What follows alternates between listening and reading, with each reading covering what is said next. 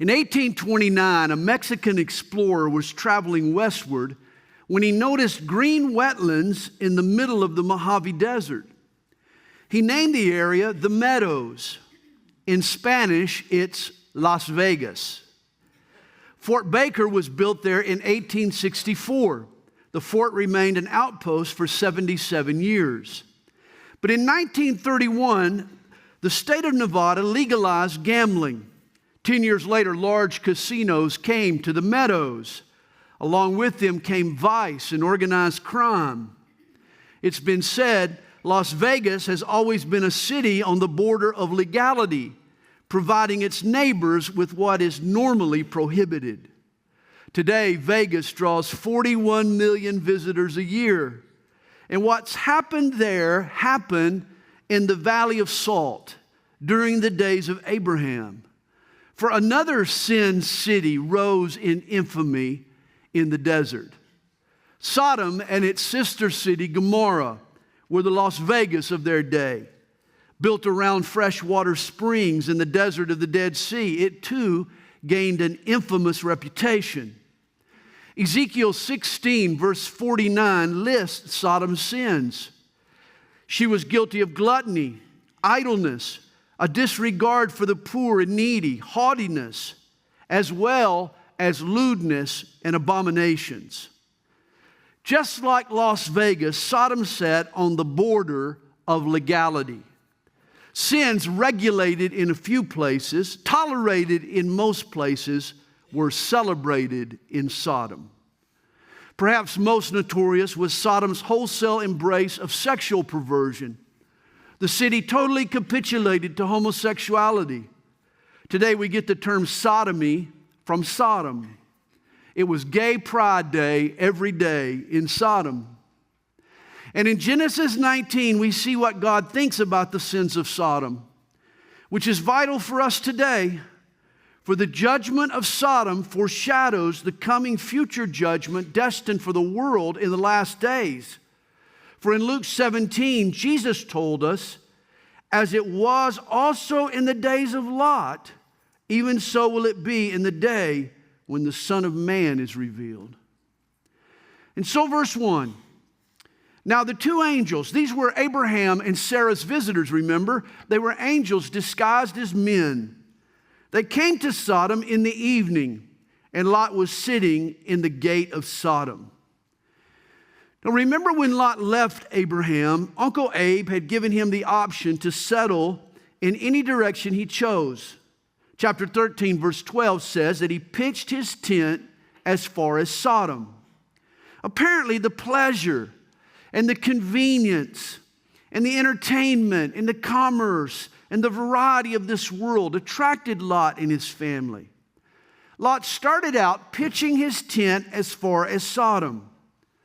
But when we see him again, chapter 14, verse 12, we're told, Lot dwelt in Sodom. Notice the lure of the city had pulled him in, had drawn him in. Now we see him sitting in the gate of Sodom, which doesn't refer so much to a site as it does to Lot's status. For Lot had risen to prominence. Only the leaders of the city sat in its gates. Now Lot is a city official. Pay attention to the progression. He starts out looking toward Sodom. He ends up living in Sodom. Finally, he becomes a leader of Sodom. He sees, then he settles, and then he serves. And this is how the world sucks us in. Our eyes lead us astray. We set our sights on the world's prestige and places of prominence and pleasure. Then we settle into a lifestyle bent on obtaining what we see. Finally, we end up supporting and justifying that lifestyle even when we lose the taste for it ourselves. Lot was drawn in slowly, yet surely. It's interesting, 2 Peter chapter 2, verse 8 says of Lot, that righteous man dwelling among them tormented his righteous soul from day to day by seeing and hearing their lawless deeds. You know, very little in Genesis indicates Lot was righteous, but apparently Peter thought he was. And yet take a righteous man and put him in wicked surroundings, and over time it begins to take its toll. It takes its toll on your soul. Sodom's evils tortured Lot and toppled his family, as we'll see. Well, again, verse 1, when Lot saw the angels, he arose to meet them, and he bowed himself with his face toward the ground. And he said, "Hear now, my lords, please turn into your servant's house and spend the night and wash your feet. Then you may rise early and go on your way." And they said, "No, but we will spend the night in the open square." But he insisted strongly. And the reason Lot insisted strongly was his knowledge of the city. For he knew that nights in Sodom saw homosexual predators roam the streets, raping and robbing defenseless strangers. There was nothing gay about them. And Lot couldn't bear the thought of two messengers from God becoming the brunt of such treatment. And so he insisted strongly. And they turned into him and entered his house. And then he made them a feast and baked unleavened bread, and they ate. Verse 4. Now before they lay down, the men of the city, the men of Sodom, both old and young, all the people from every quarter, surrounded the house. And they called to Lot and said to him, "Where are the men who came to you tonight? Bring them out to us that we may know them carnally." They want to sexually abuse these men. A gang of same-sex rapists are banging on Lot's door. So Lot went out to them through the doorway, shut the door behind him, and said, "Please, my brethren, do not do so wickedly." Now these men had lost all conscience. They'd come from all over Sodom. A perverse lust had taken them over. They're out to ravage and brutalize these innocent visitors. But it's interesting to me, notice what Lot surprisingly calls them in verse 7. My brethren. My brethren? You see, make this world your family and you'll get some unsavory brothers. This shows the totality of Lot's compromise. Imagine the morals and the truth that Lot had to ignore. Imagine the convictions he had to overlook to get to this point, to reach the point where he would call these men brothers. And then he suggests an unimaginable alternative. He says, "See now, I have 2 daughters who have not known a man. They were virgins. Please let me bring them out to you, and you may do to them as you wish. Only do nothing to these men, since this is the reason they have come under the shadow of my roof." What in the world are you thinking, Lot? Offering your virgin daughters to be brutalized by these beasts? Now, there are commentaries that chalk this up, Lot's offer up, to the Oriental custom of respecting visitors, and to the Canaanites' low view of women at the time. Even so, I still can't relate to Lot's thinking. He's compromising his little girls. His carnality has stripped him of any courage he once had. It has confused his loyalties. This is inexcusable. In fact, there are gay activists today who suggest that this chapter has nothing to do with homosexuality. It's all about Sodom's lack of hospitality to strangers. Really? Talk about a bias clouding the issue. They're not reading the text. Same-sex lust and perverse desire were part of the sin of Sodom. And it turned ugly and violent, and God brought judgment. And they said, "Stand back." Then they said, "This one came in to stay here, and he keeps acting as a judge." In other words, they're turning now on Lot. "Now we will deal worse with you than with them." So they pressed hard against the man Lot and came near to break down the door. But the men, who were men disguised as angels, they reached out their hands and pulled Lot into the house with them and shut the door. And they struck the men who were at the doorway of the house with blindness, both small and great, so that they became weary trying to find the door. Notice the blindness itself didn't shut down their lust and aggression. You'd think if you were struck by sudden blindness, you'd sort of stop what you were doing and maybe pay attention to God. Instead, they keep groping violently in the dark. Verse 12, then the men, that is the angels, said to Lot, have you anyone else here, son-in-law, your sons, your daughters, and whomever you have in the city? Better take them out of this place, for we will destroy this place, because the outcry against them has grown great before the face of the Lord, and the Lord has sent us to destroy it. So Lot went out and spoke to his son-in-laws who had married his daughters and said, get up, get out of this place, for the Lord will destroy this city. Oh my. But to his son-in-laws, he seemed to be joking. What a tragic reaction. You see, Lot's compromises in Sodom had forfeited his credibility. He has spent so much time trying to fit in that no one could imagine him standing up. And here's the vital question for you and me. If we suddenly took a stand for God and for truth and for what's right, would our worldly friends think we were just joking? Verse 15. When the morning dawned, the angels urged Lot to hurry, saying, arise, take your wife and your 2 daughters who are here, lest you be consumed in the punishment of the city. And while he lingered, Lot lingered. Can you imagine? Sodom is about to be incinerated. But rather than run, he lingers. It just proves the powerful grip this world can have on us, even in the face of judgment. And here's God's grace in action. It's really beautiful. The men took hold of Lot's hand, his wife's hand, and the hands of the 2 daughters, the Lord being merciful to him. And they brought him out and set him outside the city. God literally pulled Lot and his wife out of the city.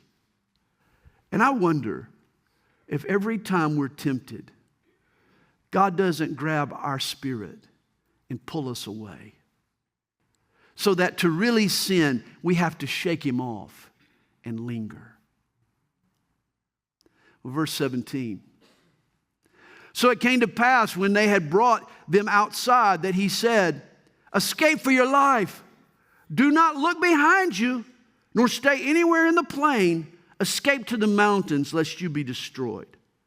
And then Lot said to them, please know, my lords, indeed now your servant has found favor in your sight, and you have increased your mercy, which you have shown me by saving my life.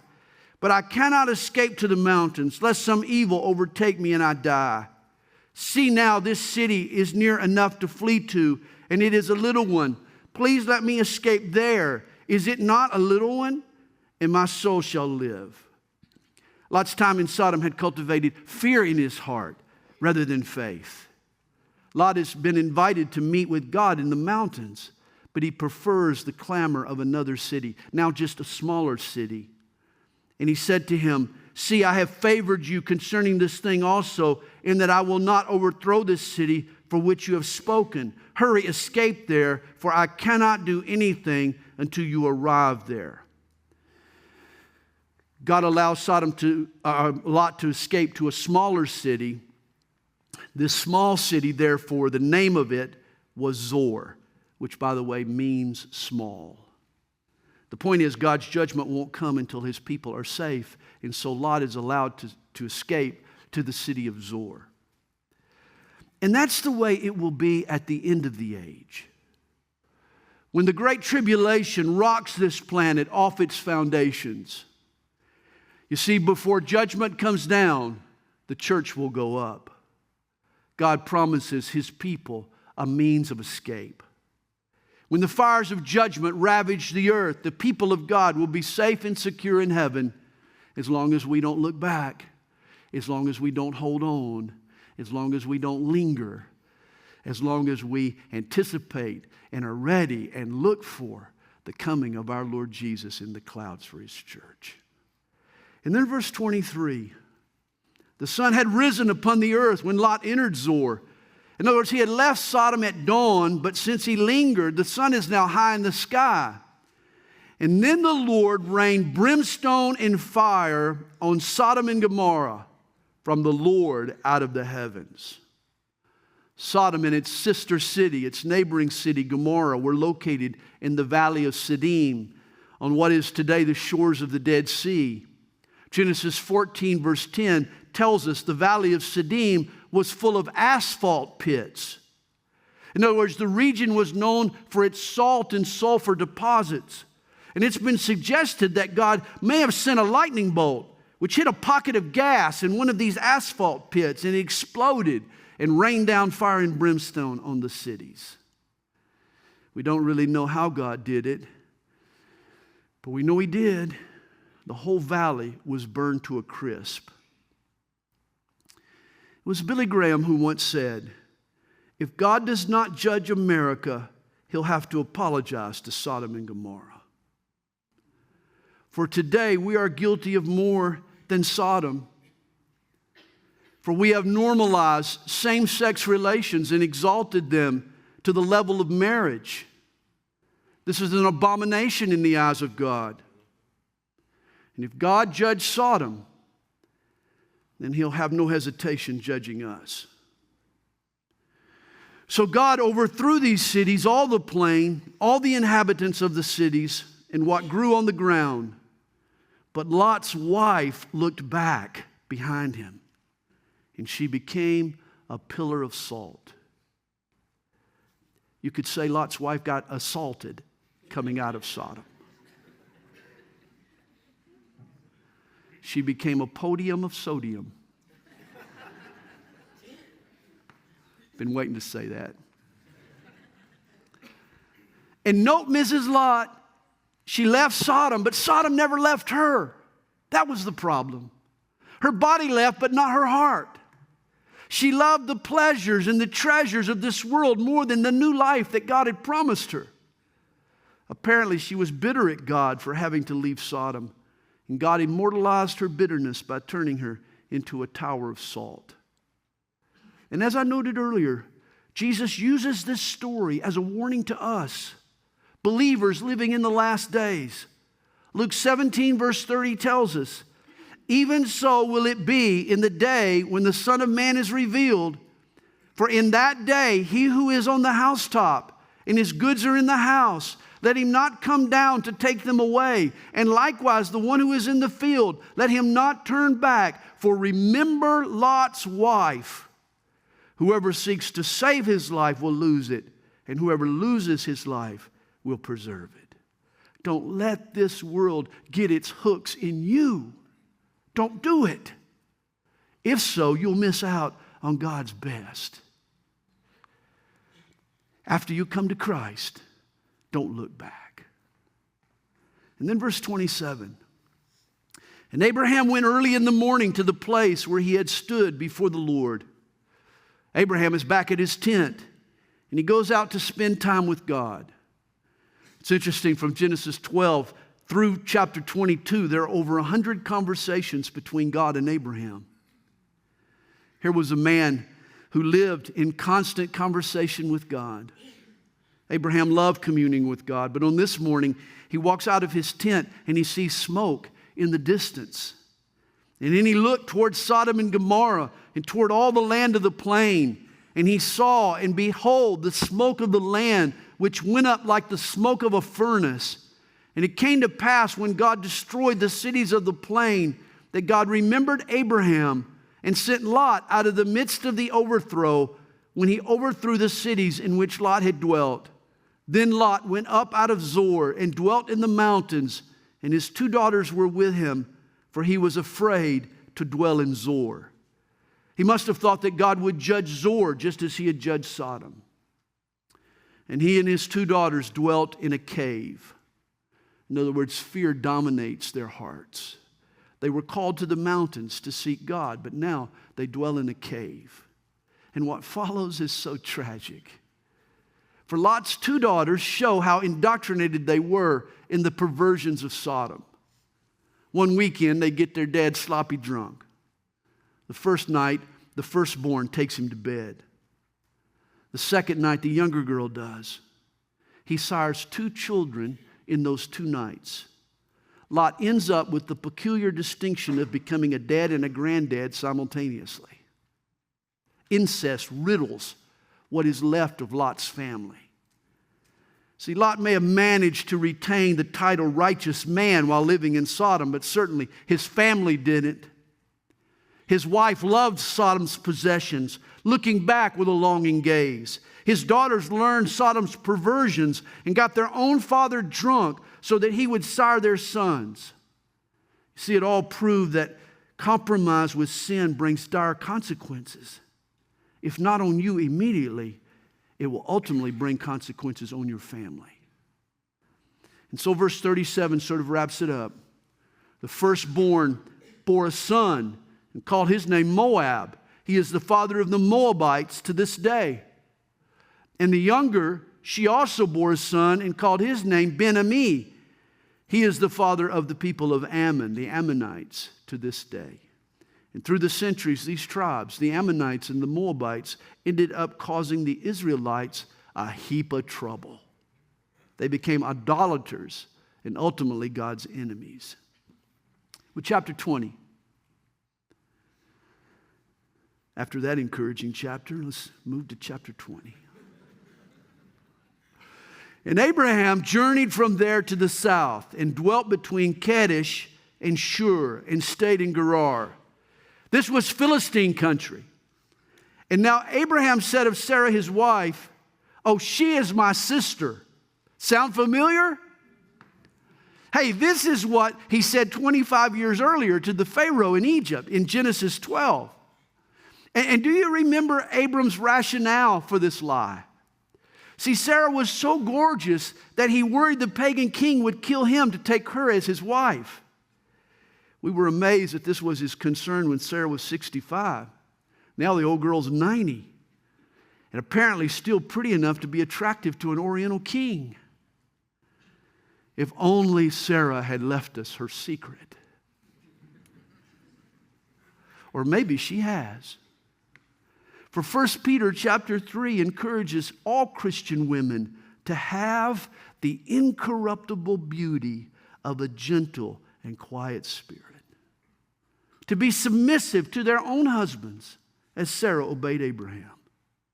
See, spiritual beauty is timeless. It never wrinkles. A submissive spirit is always beautiful and attractive. It's amazing, though, that Abraham repeats the same mistake he made 2 decades earlier. In between these 2 mistakes, Abraham had grown in his faith and in his knowledge of God. But apparently, Abraham had never taken the time to restructure his thinking toward his wife and his fears. So when thrown into the same situation, guess what? He responds in the exact same way. And this can happen to all believers. See, we come to know God and we begin to grow spiritually, but then a situation pops up that presses us for a response. And since we've never retrained our minds to think according to the new life God has given us, we revert back to the way we used to cope with things. And we fall into the same traps because we never transformed our thinking according to God's wisdom. This is why Ephesians 4 verse 23 tells us, be renewed in the spirit of your mind. You got to retrain your thoughts. And so Abimelech, king of Gerar, sent and took Sarah. But God came to Abimelech in a dream by night and said to him, indeed you are a dead man because of the woman whom you have taken, for she is a man's wife. But Abimelech had not come near her. And he said, Lord, will you slay a righteous nation also? Did he not say to me, she is my sister? And even she herself said, he is my brother. In the integrity of my heart and innocence of my hands, I've done this. And God said to him in a dream, yes, I know that you did this in the integrity of your heart. For I also withheld you from sinning against me. Therefore, I did not let you touch her.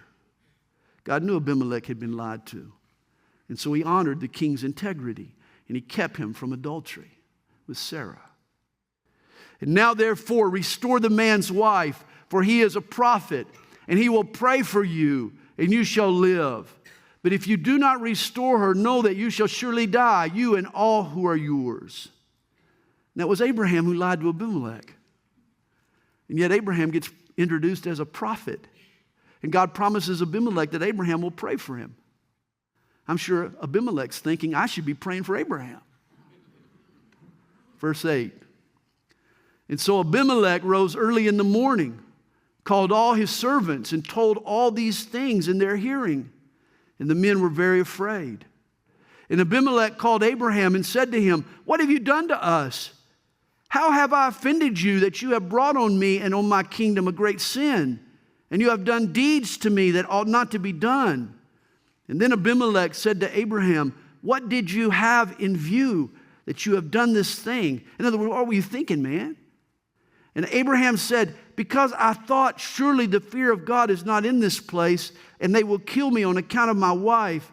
But indeed, she is truly my sister. She is the daughter of my father, but not the daughter of my mother. And she became my wife. Sarah was Abraham's half-sister. So he's actually making a half-truth here, stating a half-truth. But as it said, a half-truth said with the intent to deceive still makes for a whole lie. And it came to pass when God caused me to wander from my father's house that I said to her, this is your kindness that you should do for me. In every place, wherever we go, say of me, he is my brother. Abraham admits that they had schemed this all ahead of time. That wherever they went, they told the same lies. And this lie, like most lies, was caused by fear. In their minds, they're thinking, since God can't protect me, I'll manipulate the truth. I'll protect myself. How wrong was that? Well, verse 14. Then Abimelech took sheep, oxen, and male and female servants and gave them to Abraham. And he restored Sarah his wife to him. And Abimelech said, see, my land is before you. Dwell where it pleases you. Then to Sarah he said, behold, I have given your brother 1,000 pieces of silver. Notice he's being a bit sarcastic there when he calls Abraham her brother. Little dig. Indeed, this vindicates you before all who are with you and before everybody. And thus she was rebuked. She too had lied and needed to be rebuked.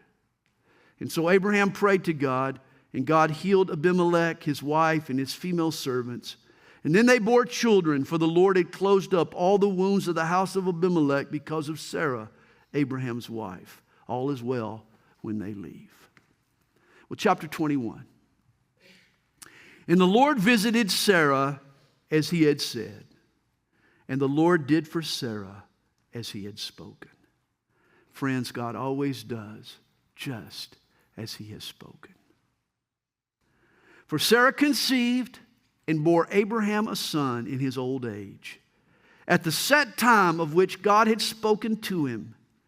And Abraham called the name of his son who was born to him, whom Sarah bore to him, Isaac. And the name means he will laugh. You remember both Abraham and Sarah laughed at God's promise that a 90-year-old could bear a son? But as we know, God is the one who always gets the last laugh. Picture in your mind this funny sight. You'll laugh too. I love this picture. Two silver-haired seniors, 90 and 100, with their newborn baby. It really is a laughable miracle. Recall, 25 years now have elapsed between the giving of this promise and now the receiving of this promise. And you can always expect a delay between the giving and the receiving of God's promise. That's why most of the time we live in the in-between time between the giving and receiving of a promise. And that's why it takes both faith and patience to inherit God's promises. Well, then Abraham circumcised his son Isaac when he was 8 days old, as God had commanded him. Circumcision, you remember, was the sign of the Abrahamic covenant, which reminds me of a Boston rabbi. You heard of this Boston rabbi?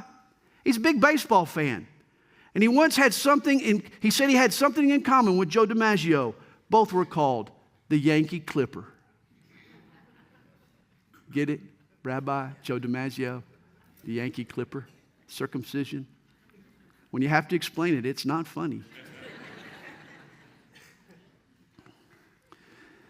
Recall, it was God's earlier command to wait 8 days to circumcise your son. Did you know that modern science has observed that males receive a surge of vitamin K on day 8 of their life? This enhances the blood's clotting factor. And God knew this all along. Surprise. He created us. And that's why he postponed circumcisions until the 8th day to protect against the baby hemorrhaging. It's beautiful. Now, Abraham was 100 years old when his son Isaac was born to him. It's even funny to read it. And Sarah said, God has made me laugh, and all who hear will laugh with me. She also said, who would have said to Abraham that Sarah would nurse children? For I have borne him a son in his old age. I mean, really, who would have thunk it? Verse 8. So the child grew and was weaned. And Abraham made a great feast on the same day that Isaac was weaned. A weaned child is now eating on his own. He's in essence a toddler. And Sarah saw the son of Hagar, the Egyptian, whom she had borne to Abraham, scoffing. Now the word implies more than just friendly kidding or boyhood banter, teasing.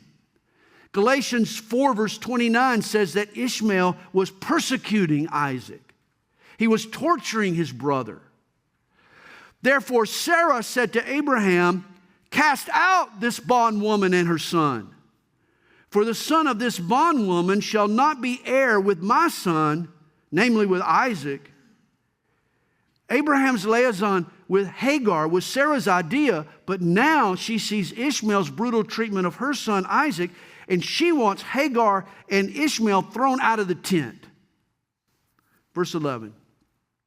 And the matter was very displeasing in Abraham's sight because of his son. He loved Ishmael. At the time, Ishmael was 17 years old. Abraham had been a faithful dad to Ishmael. I mean, he and the boy had built strong ties. Think about it. Ishmael's maybe a junior in high school now. Abraham's coached him in baseball his whole life. They go fishing every weekend. They go hunting together in the fall. This was hard on Abraham. And he's not sure he wants to give in to Sarah's demand. But God said to Abraham, do not let it be displeasing in your sight because of the lad or because of your bondwoman. Whatever Sarah has said to you, listen to her voice, for in Isaac your seed shall be called. Yet I will also make a nation of the son of the bondwoman, because he is your seed. God assures Abraham that he is going to take care of Ishmael, that Ishmael would become a great nation in his own right. But the house of Abraham is not big enough for both sons. And Ishmael is now the odd man out. Isaac is the promised son. For in Isaac your seed shall be called, God said. And what was true of Abraham's household is true of the Middle East today. God has multiplied the Arabs. But the sod, the seed, the salvation, the promise God made to Abraham belonged to Isaac, not Ishmael. It belongs to the Jews, not the Arabs. Verse 14. So Abraham rose early in the morning and took bread and a skin of water, and putting it on her shoulder, he gave it and the boy to Hagar and sent her away. Then she departed and wandered in the wilderness of Beersheba, there in southern Israel. And the water in the skin was used up, and she placed the boy under one of the shrubs. Then she went and sat down across from him at a distance of about a bow shot, for she said to herself, let me not see the death of my boy. And so she sat opposite him and lifted up her voice and wept. Imagine, rejected, abandoned. This woman and her son had been left for dead. And God heard the voice of the lad. Then the angel of God called to Hagar out of heaven and said to her, notice the angel of the Lord, who might that be? perhaps our Lord Jesus. And he said, "What ails you, Hagar? Fear not, for God has heard the voice of the lad where he is. Arise, lift up the lad, and hold him with your hand, for I will make him a great nation." And God opened her eyes, and she saw a well of water. And she went and filled the skin with water and gave the lad a drink. And again, God comes to the aid of Hagar and Ishmael. Kicked out of Abraham's house, God doesn't abandon them. He opens Hagar's eyes to a well. He loved Ishmael as he loves the Arabs today. Ironically, but according to the New Testament, when an Arab, a Gentile, embraces Jesus as his Savior, he becomes a full-fledged child of Abraham and thus part of God's covenant. It's interesting, Abraham left Ishmael for dead, but Jesus died in Ishmael's place and in the place of the Arabs today. Salvation is for all of us. And then verse 20, so God was with the lad, and he grew and dwelt in the wilderness and became an archer. He dwelt in the wilderness of Paran, that is in the Sinai, and his mother took a wife for him from the land of Egypt. Now the rest of chapter 21 records Abraham's dealings with his old friend Abimelech. The Philistine king saw God's favor on Abraham and wanted to form an alliance. Abraham agrees, but first he needs to settle a grievance. Water was scarce in the Negev, in the southern part of Israel, in that desert. And Abraham had dug a well that some of Abimelech's men had seized. Abimelech claimed to be ignorant of the matter. And so these two sheiks enter a covenant, and Abraham reaffirms his ownership of this well. And that's where we pick it up, verse 31. Therefore, he called that place Beersheba, because the two of them swore an oath there. Beersheba means well of the oath. And thus they made a covenant at Beersheba. So Abimelech rose with Phicol, the commander of his army, and they returned to the land of the Philistines. Then Abraham planted a tamarisk tree in Beersheba, and there called on the name of the Lord, the everlasting God. And Abraham stayed in the land of the Philistines many days. Which brings us to a classic Bible chapter, Genesis chapter 22. After Isaac was born, Abraham rested and relaxed in Beersheba. But now his faith gets tested to the max. Which reminds me, did you hear of the cool video games that Abraham had running on his laptop? Well, Isaac was checking them out with a concerned look on his face. Isaac says to Abraham, he says, "Dad, I don't think your computer has enough memory to run all these games." And Abraham replied, "Son, don't worry. God will provide the RAM." Genesis chapter 22. Now it came to pass after these things that God tested Abraham. This is a test. And said to him, "Abraham." And he said, "Here I am." And he said, "Take now your son, your only son, Isaac, whom you love." Notice God calls Isaac Abraham's only son. God doesn't even acknowledge Ishmael, for Isaac is the covenant recipient. And this also brings hope to all forgiven sinners like you and me. For if God doesn't mention Ishmael, then it's obvious that he has forgotten Abraham's lapse of faith and his sin with Hagar. Here's proof that what God forgives, he forgets. God remembered Ishmael, but not the work of the flesh that birthed him. What God forgives, he forgets. Aren't you glad? I am so glad. And notice verse 2, the word love. It's the first time the term appears in the Bible. And it speaks of a father's love for his son. Abraham loved Isaac.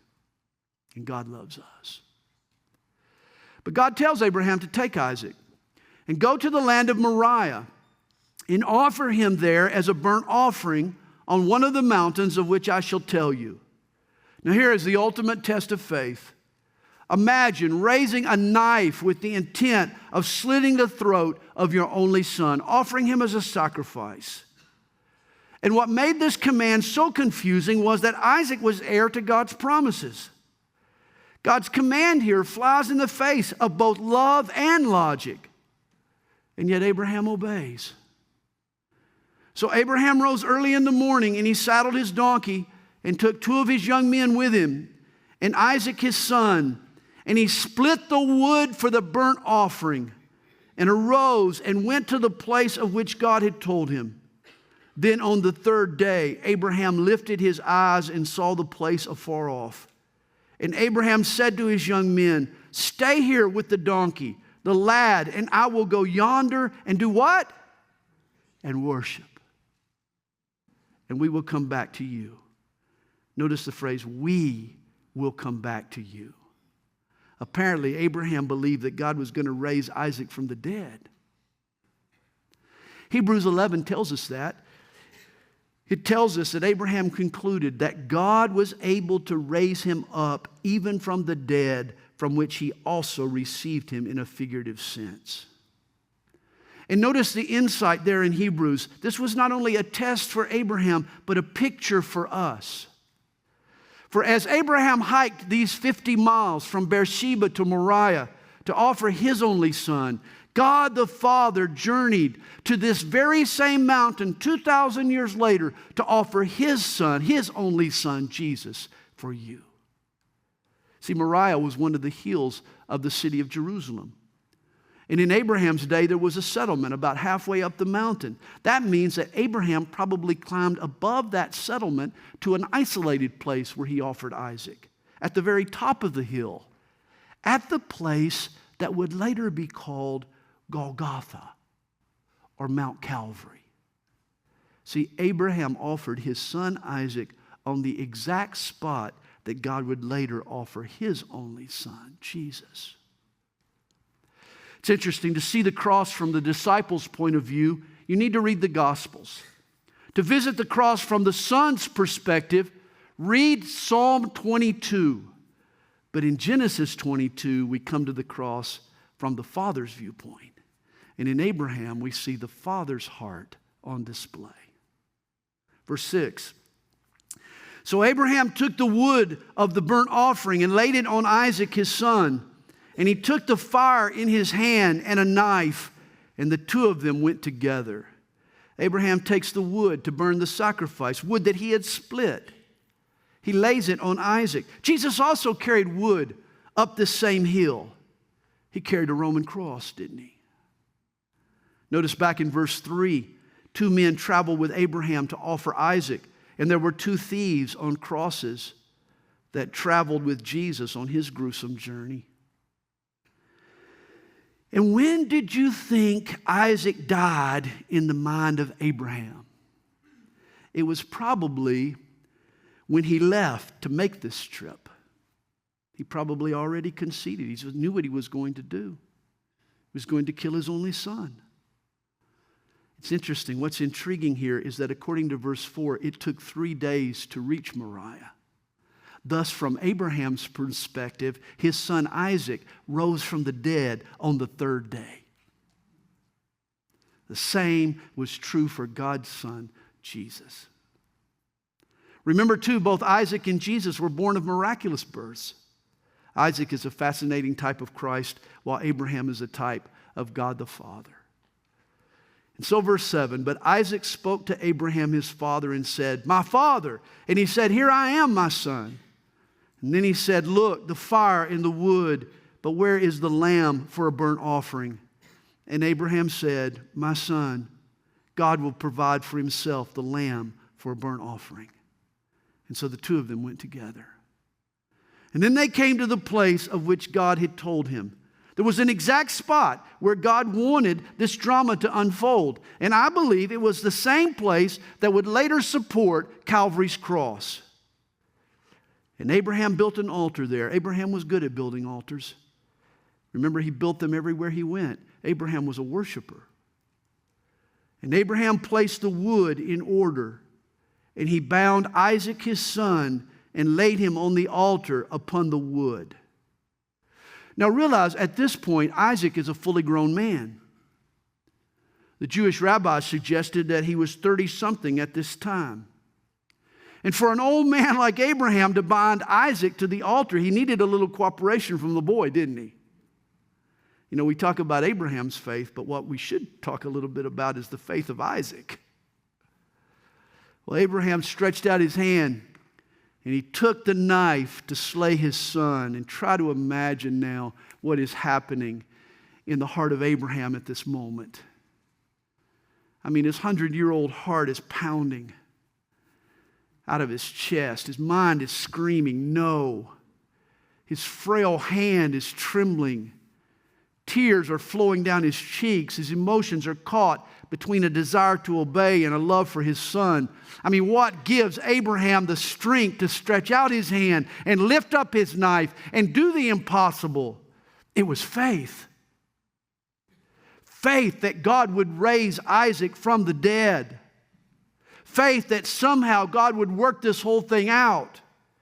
And it's faith that strengthens us in the midst of life's tests. Well, just as Abraham is about to plunge the knife into his son, the angel of the Lord called to him from heaven and said, Abraham, Abraham. And he said, here I am. And he said, do not lay your hand on the lad or do anything to him. For now I know that you fear God, since you have not withheld your son, your only son, from me.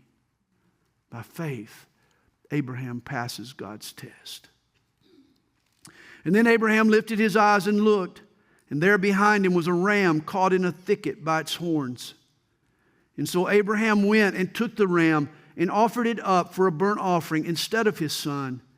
And Abraham called the name of the place, the Lord will provide, in Hebrew, Jehovah Jireh, or God my provider. As it is said to this day, in the mount of the Lord it shall be provided. See, Isaac was not the sinless sacrifice that God ultimately requires. Thus God stopped the hand of Abraham, but 2,000 years later, he won't stop his own hand, for Jesus is the Ram, the Lamb of God, that takes away the sin of the whole world. And then the angel of the Lord called to Abraham a second time out of heaven and said, by myself I have sworn, says the Lord, because you have done this thing and have not withheld your son, your only son, blessing I will bless you, and in multiplying I will multiply your descendants as the stars of the heaven and as the sand which is on the seashore. And your descendants shall possess the gate of their enemies. And in your seed all the nations of the earth shall be blessed, because you have obeyed my voice. And it's Paul in Galatians chapter 3, verse 16, that makes a big deal out of the fact that the word here, seed, is in its singular form, not plural. In other words, in your seed, not seeds, all the nations shall be blessed. Paul says this is a reference to one seed, one man, Jesus Christ. Salvation comes through a special offspring of Abraham, Christ Jesus. Note today's chapters begin with judgment, yet they end with mercy. The same God who judged Sodom's sin willingly sent his son to die in the place of all similar sinners. And then verse 19, so Abraham returned to his young men, and they rose and went together to Beersheba, and Abraham dwelt at Beersheba. And the chapter ends with a short genealogy of Abraham's brother Nahor, which introduces us to a young girl named Rebekah, who becomes a wife for Isaac. And that's what's next in Genesis chapter 23.